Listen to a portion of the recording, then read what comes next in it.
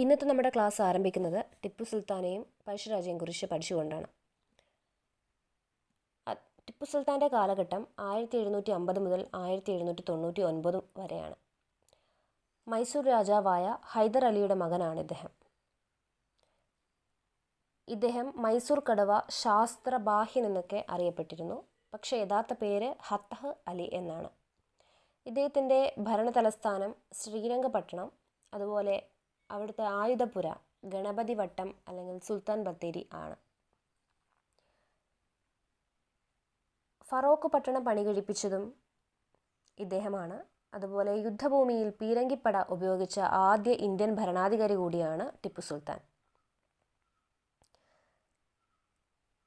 നെപ്പോളിയനുമായി സൗഹൃദ ബന്ധം പുലർത്തിയിരുന്ന ഒരു ഭരണാധികാരിയാണ് ഇദ്ദേഹം. കൂടാതെ ഫ്രഞ്ച് വിപ്ലവത്തെ അനുകൂലിച്ചുകൊണ്ട് ശ്രീരംഗപട്ടണത്ത് സമാധാനത്തിന്